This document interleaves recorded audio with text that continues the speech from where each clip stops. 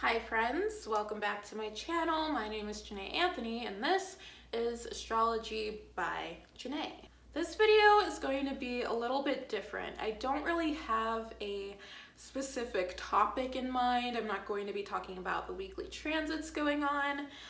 There isn't much going on this week except for Neptune, like squares to Neptune, conjunctions to Neptune, like just Neptune, and that makes sense because this video has no structure. I don't know what's gonna happen. Things are just going to come as they will, and I will do my best to express myself and probably not make much sense in the process, but hopefully this will be some much needed just healing communication. Because in case you're watching this in the future, it is, oh God, what's the date? The 5th? March 5th or 6th? Not March, what am I talking? Hi, Neptune. June 5th or 6th, I don't know. I haven't looked at a calendar lately, but we are still in the midst of, you know, the protests against police brutality and all that stuff, and the fucking pandemic, and just things have been piling on top of each other. These crazy, traumatic, global, well, yes, global. The protests are going global as well. But all of this traumatic global stuff has just been piling on top of itself. And even though it's happening on a collective level, it affects everyone individually. And so all of this heavy energy lately has just been piling up on top of me. And I realize I don't really have an outlet for this amount of energy because I've never had to deal with so much heaviness all at once, you know? So the last couple weeks I've just been, you know, if that makes sense. Happy Pride Month, by the way. I'm wearing this beautiful rainbow skull choker that my friend made. I love it. Let's get back on track. Anyways, I realized I didn't have any outlets for all of this energy, so I was just holding it, and I kid you not, just on the verge of tears, going to break down for like a solid 7 days straight. Like, oh, this is heavy stuff, you know? And if you can see me, you see that I am indeed a Black American. And, you know, it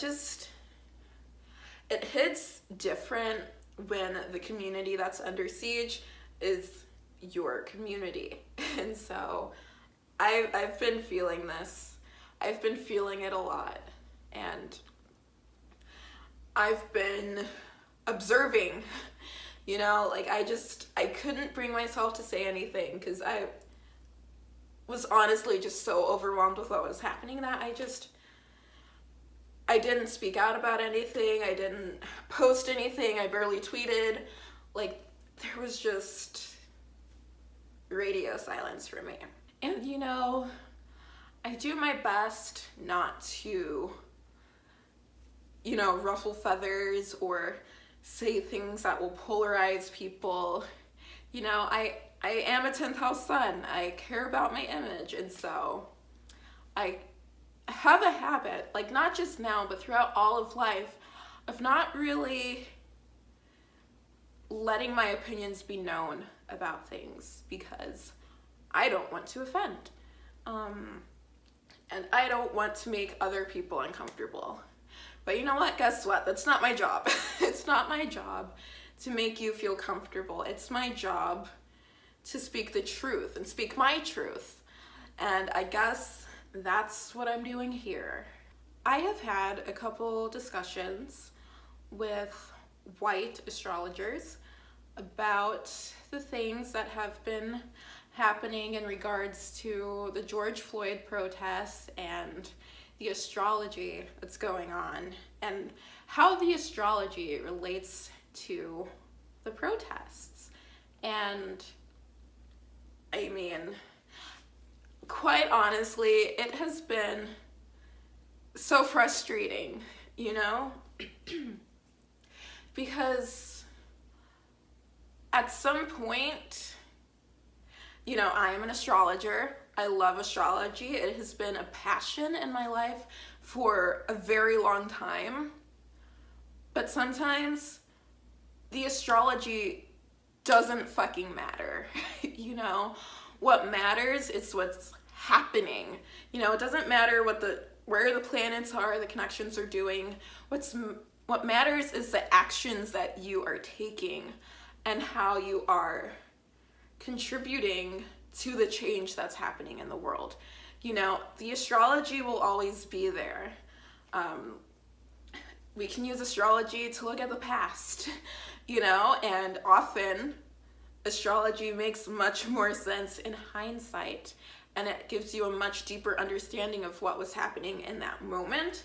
And I feel like so many people are focused on the planets when, you know, your attention should be on the people and the suffering that they're going through. Yeah, a tangent. Not even a tangent. Maybe we're just shifting the conversation here a little, because like I said, I didn't plan this out. I don't know what I'll be talking about. But maybe you noticed I just had a little hiccup there, and I didn't know whether to say they or our in regards to, you know, the Black community. Because just personally, my Black identity is something that I've struggled with a little bit throughout my life. A little bit. Okay, Janay, a little bit. It's something I've struggled with throughout my life. And maybe that's part of the reason why I couldn't bring myself to say anything. Because I was lucky enough to grow up in a diverse community where I didn't always see racism happening.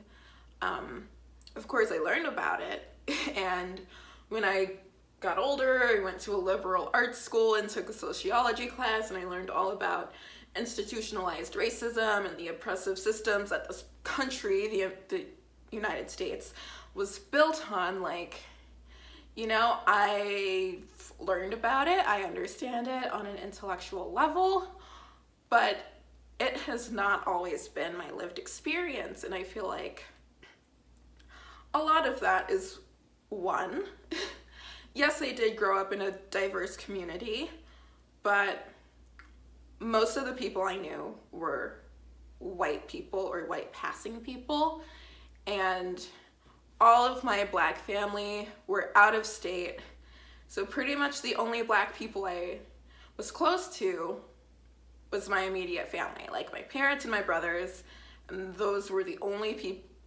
Black people I had intimate relationships with. And so, you know, we didn't talk about it. My parents did their best to shelter me and my brothers from these things. Like, I asked my brothers, I have an older brother and a younger brother, I asked them if our parents ever had the conversation about how to interact with police. And it's not a conversation they ever had. And, you know, it should have been. Because it just, in hindsight, you know, we were talking about hindsight before and how you can see things more clearly sometimes. In hindsight, we were severed from the Black community to some extent. And so I could never really identify myself as part of that community because I grew up in a mostly white suburb where people were more or less accepting, and, you know, racism just wasn't part of the conversation for the most part.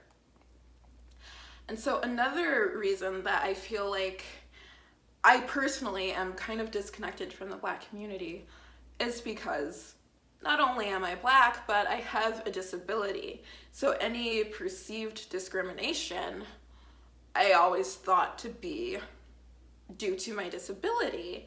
Because when I was growing up, when I was a perfectly able-bodied child, I never experienced any discrimination firsthand. Probably because I was a child and my parents did their best to shield me from certain things. So I just never experienced that as an able-bodied person.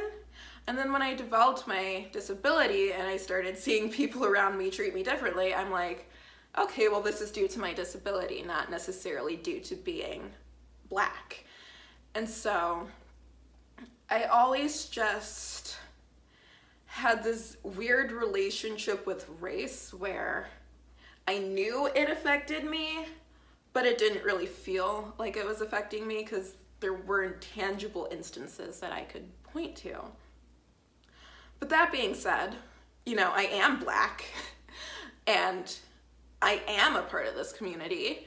And when you see your community under attack, it hurts you, even if you don't feel the closest connection to other people in that community. It still fucking hurts. And, you know, it still is just this conversation. You think it's hard for, I don't know, like this conversation about police brutality, and not even just police brutality, but, you know, brutality against the Black community in general, in all areas of society. This is a hard conversation to have. And, you know, we are making progress. Like, the officers in the George Floyd case were charged, and people are happy about that. And that's fine, but that's not the end of this conversation.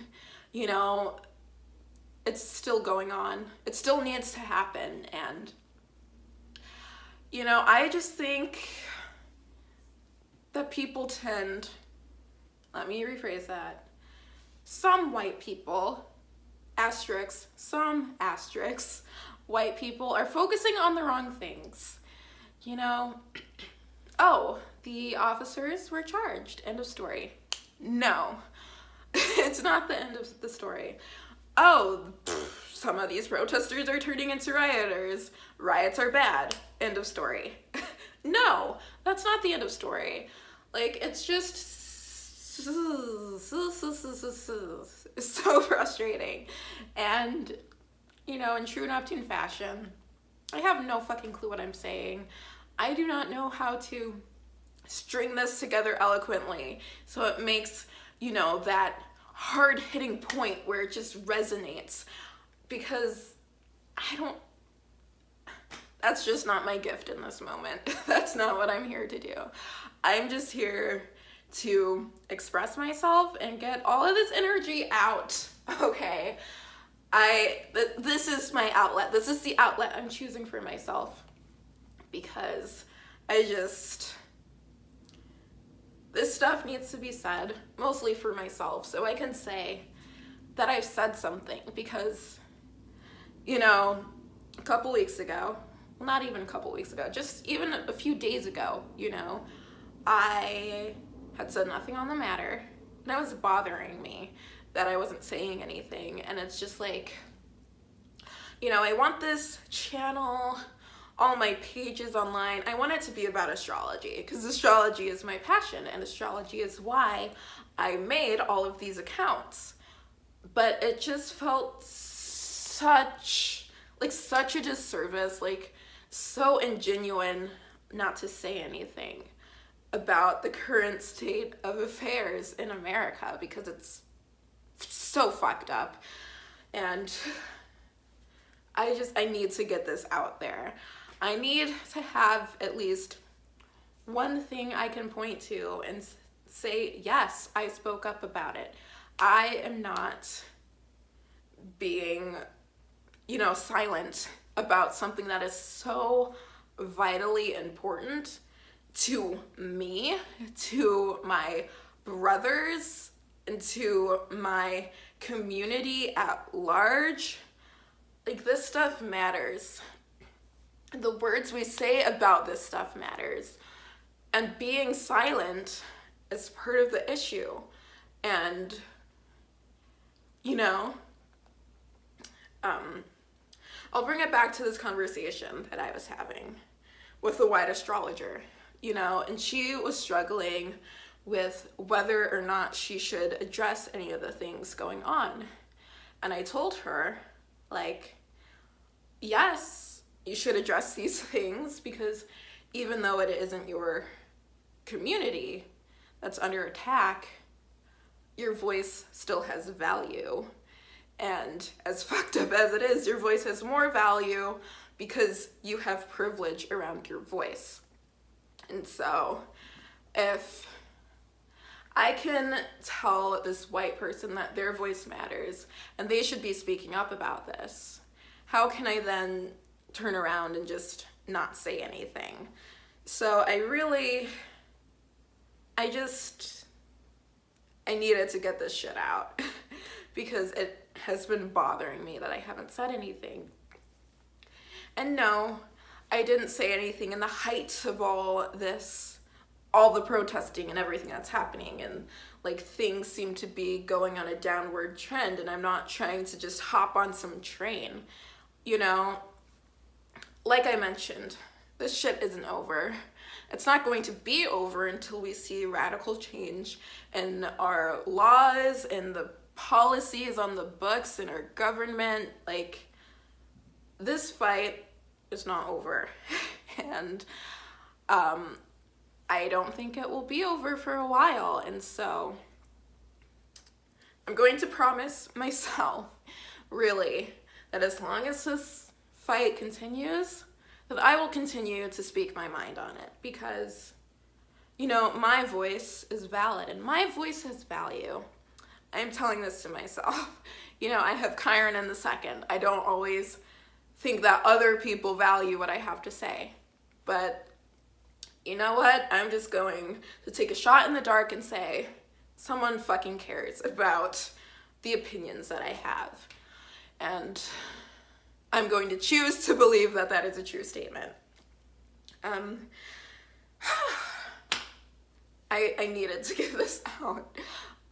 Yeah, this is a fucking Neptunian mess of shit. I don't know if I mentioned, but Mercury is transiting my 12th house, and like, just in general, Mercury and Cancer for me is just, I don't know what to say. I don't want what I have to say to be seen, because, you know, I want to stay hidden in this 12th house. But it's just too important to stay silent, you know? And I can recognize that for myself, and I can recognize that for you. So if you haven't spoken up about stuff yet, do it. You know, your voice matters, and, you know, people value what you have to say.